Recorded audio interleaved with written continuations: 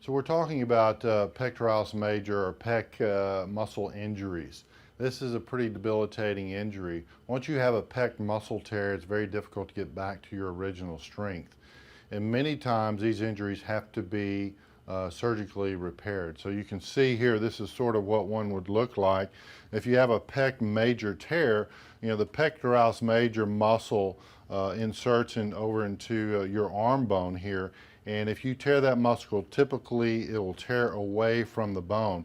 Now sometimes the other thing that can happen is you can have your shoulder dislocate in this position also, and you can tear the anterior capsular structures of the shoulder. So this is sort of a scenario, and this is just blood that's traveled down the arm. So the bruising is from the actual pec major tear, and that probably has to be fixed in that scenario. So you can see the pectoralis major muscle, again, is a muscle that everyone wants to exercise because you can see it in the mirror.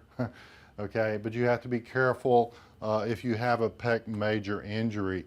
Again, make sure you seek medical attention for this particular injury. I think it's good to get someone to look at your injury and make sure it doesn't need to be surgically repaired, because it will not get better if indeed you've torn the tendon away from the bone.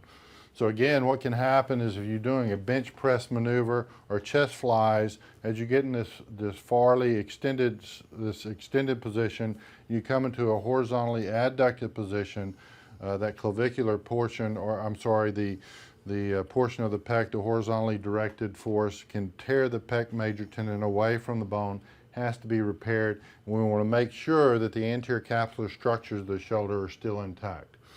So initially, obviously, if you have a pec major injury, you feel a pull in your chest, you should apply ice to that area, and I think you should seek medical attention in this case.